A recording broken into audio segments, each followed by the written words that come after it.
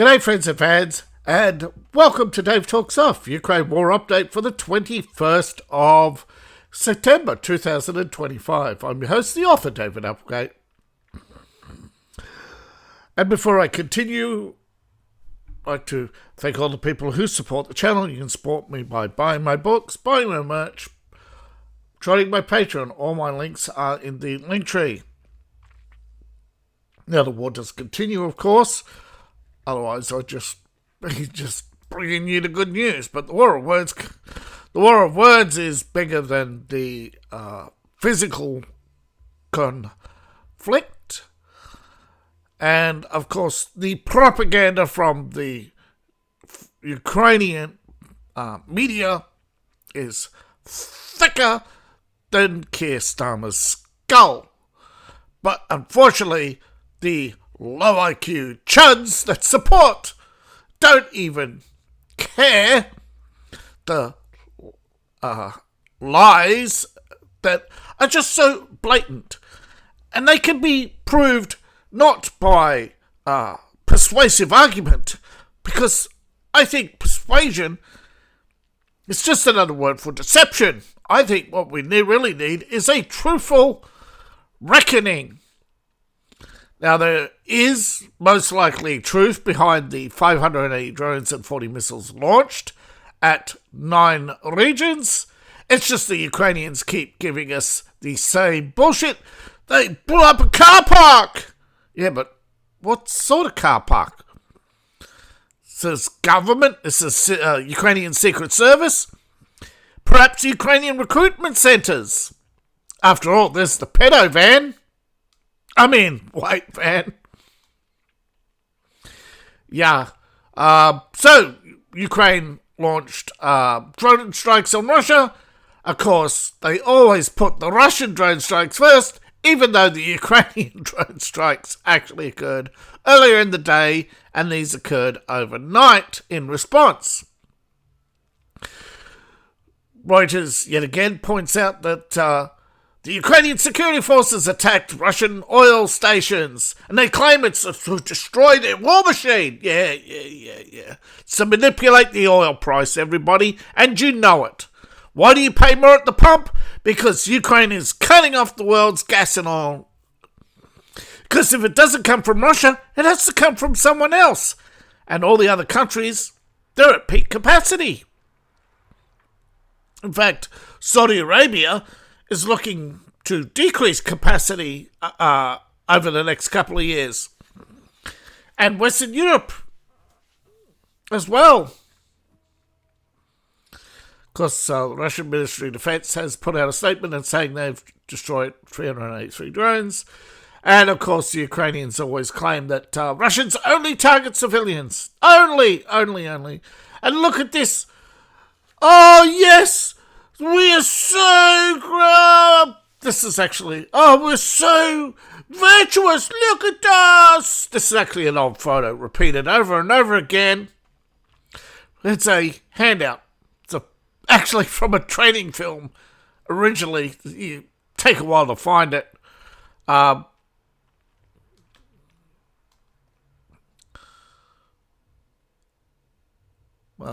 okay. But, they actually give us a video. Do they actually give us a video of this whole area, or...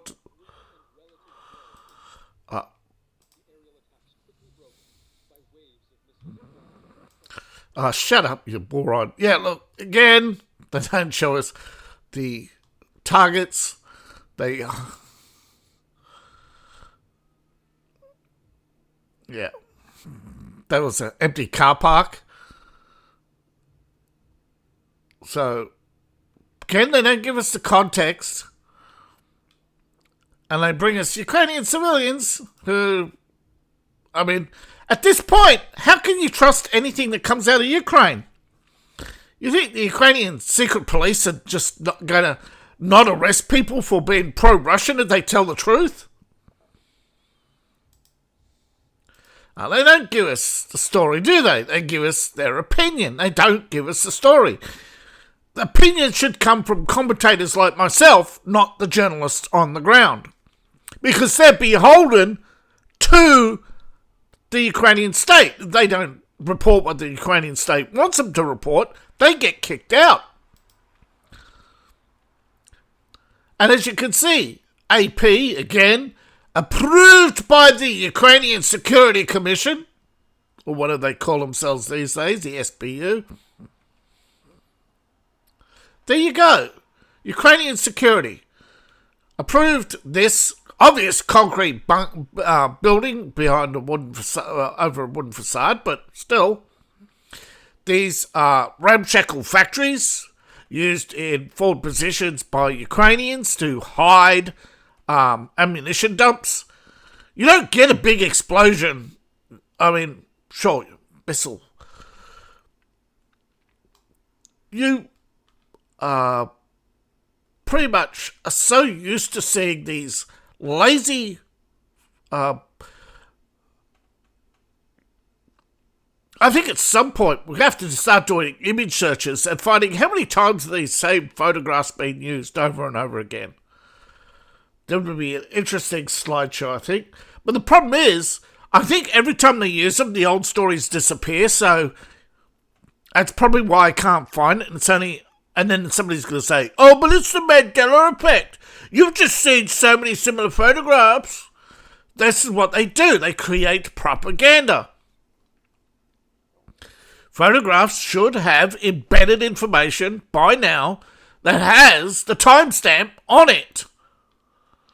Media won't do that. Of course, Zelensky's response is, we expect sanctions. And of course, Ukraine never mentions that it struck the Russians on Saturday. So on Sunday, the Russians attacked Ukraine, and Ukraine says, oh, we responded by attacking Russian gas and oil, but you attacked them on Saturday and reported it on Sunday after the Russian drone response. This is a classic case of provoke an attack, film the response, and then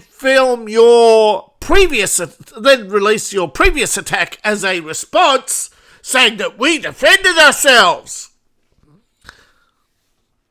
And of course, he demands that European nations bend the knee to his claims that Ukraine is the victim and that Ukraine must be protected. And Ukraine, of course, demands that Europe send all the air defences, that not one Russian drone must strike Ukrainian soil. We must send a message to Putin. And we'll get to more of that later. But of course, as soon as you look at the pro-Ukrainian map, on the war map, you go, wait a minute, where are all these 9 drone attacks? Well, there's some, but of course you get the, oh, no. Well, actually, it is weird. Air defences, oh no, it was 33 out of 54. Wait a minute, where's all the other drone attacks? And why isn't Ukraine reporting on its attacks on... yes, why doesn't Ukraine report its shelling of Kremensvia?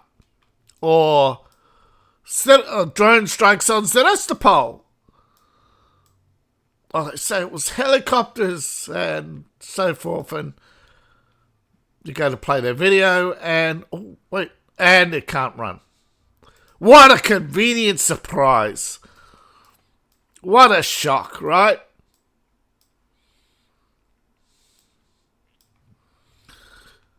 All right, so the Russians have expanded the buffer zone. I wouldn't say advanced, expanded more likely, because advanced would mean they headed inland.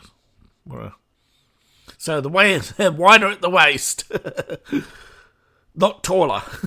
All right, so yeah, we have Sumy and the usual attacks north of Kupiansk.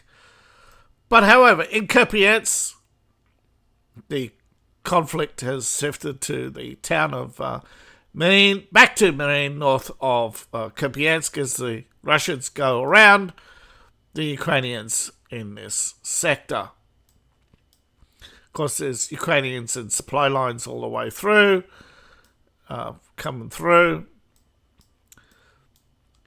We have usual attacks, well, usual for the last couple of months, at least, attacks in the Lyman area, of which the Russians have made progress towards Seversk and taken more territory, fighting in Chevasha and the area. We might as well just say the Konstantinovka Kost. Let's just say Kost. Okay, the Kost area, and there's fighting.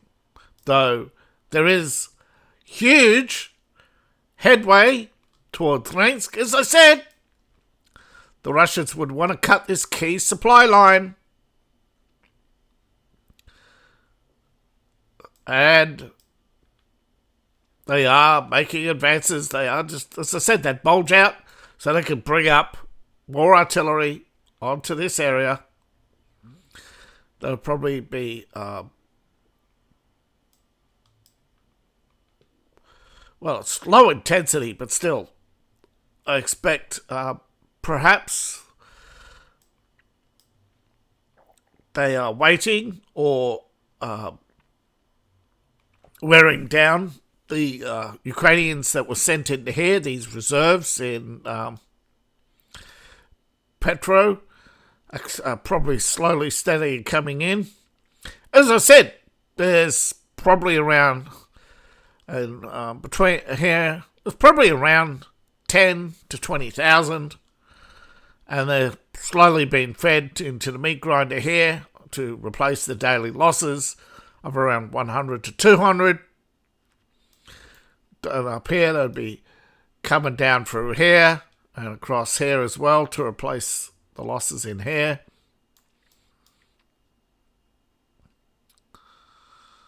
And, sorry, did I say 100 to 200? I would say that's every 6 to 8 hours. Overall, 1,000 per day are going into these towns, while 1,000 per day are going out of these towns.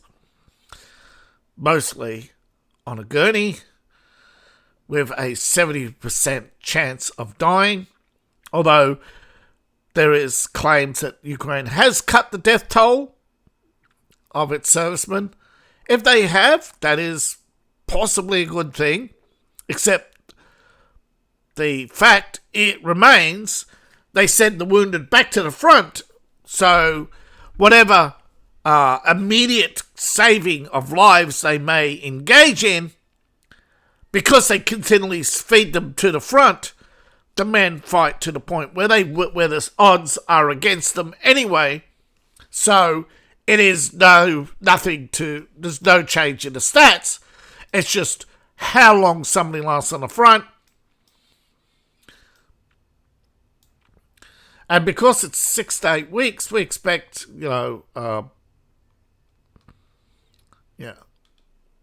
So we got a lot of fighting. Russians advanced in the, Battle Group Center has advanced. Not in key areas, but still strategic advance, because they can bring more artillery up. And they can... However, bringing up more artillery does risk the fact that they need to, or should have, concentrated the extra. But again, it's a separate battle group, so I think, there's no... Depends on his successes, the strategic goals, and I would say perhaps severing or destroying some of the supply, missiles or rocket launchers up here would be a high priority.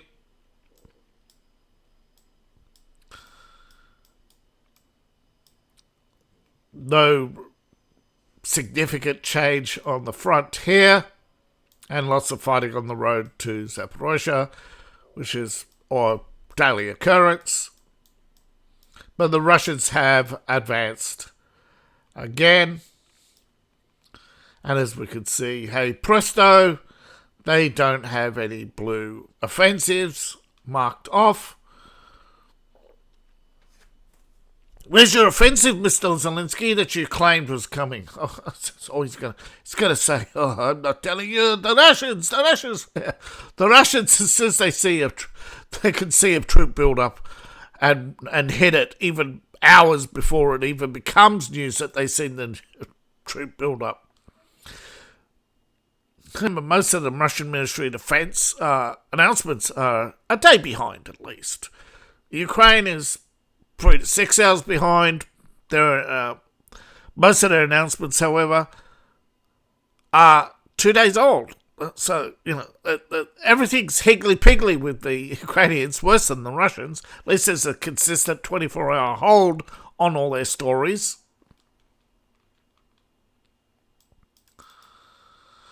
But really, I think there's no reason for a hold on the stories because it's the Ukrainians know the Russians are attacking them. I think they don't need a news story to tell them that. And again, people claim to be security experts and have all these reasonings and justifications, but they can't really show you any concrete study that says I think maybe if they delay the news by, say, we actually, if the news media was there at the time and they had a hold on the story, that would be different. But when the news is coming out of the Ministry of Defense, it's already hours old. The Ukrainians know they're being attacked.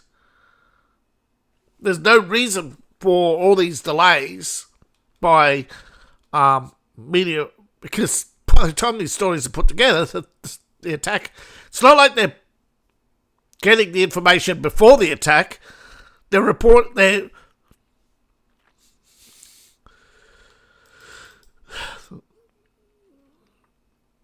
Alright, so now YouGov and other pollsters have different surveys. But the main point is not many people really support the Ukraine war. The firm support is less than the majority, okay? The majority of people do not support the Ukraine war. The problem is it's the majority of leadership that supports the Ukraine war, and the bureaucrats support the Ukraine war because they're little imperialists. They have their little fiefdoms. And the Ukraine war gives them power over you. And that's the fact. When it comes to no surprise that a friend of Bill Clinton would want war on Russia. Yay! Victor wants Kiev forces to basically his country should regain the territories lost to Russia, including Crimea, but the biggest problem will be to your children and grandchildren. The biggest problem is Moscow. Yes, to Moscow! All the way with LBJ!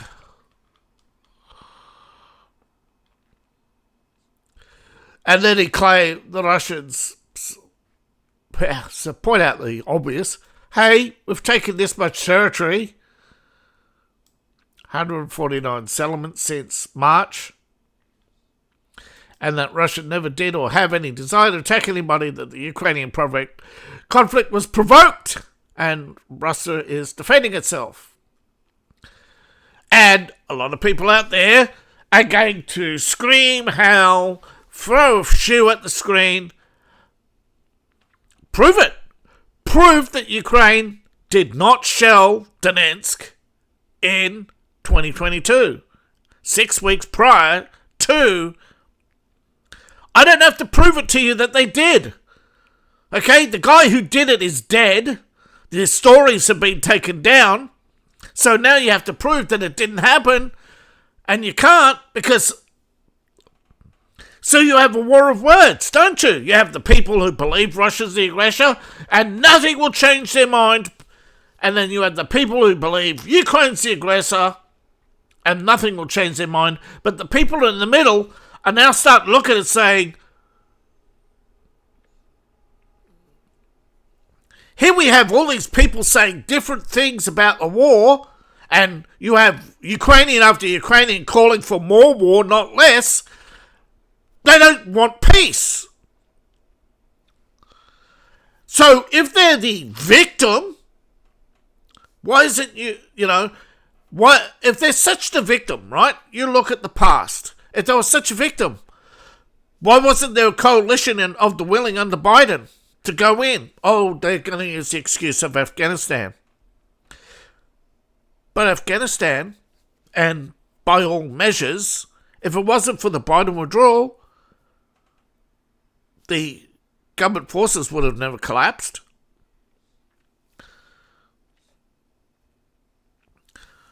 Because they pulled security. See, Biden withdrawal withdrew security for the Afghan government. They left them...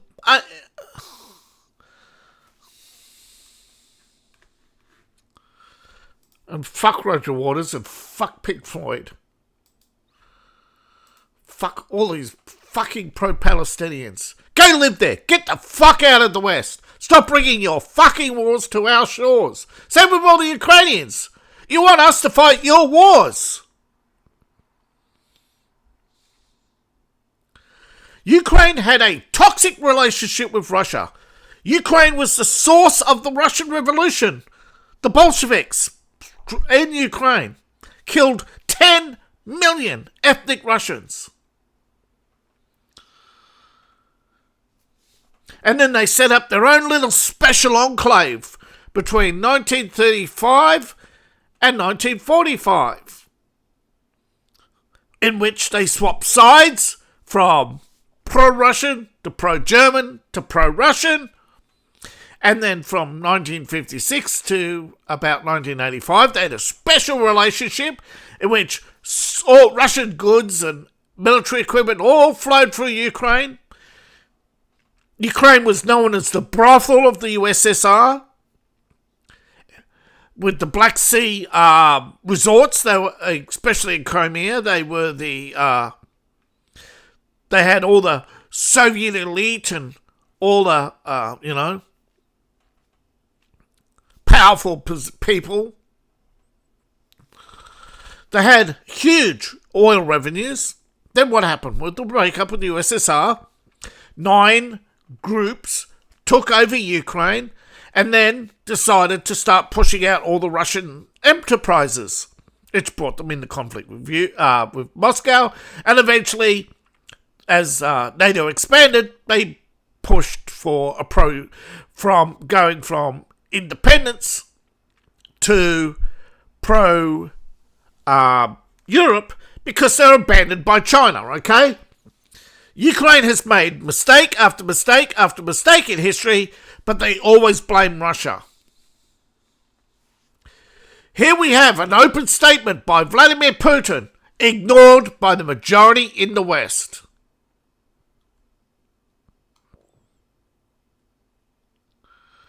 Again, Warhawk sacrificing Ukraine to block peace with Russia.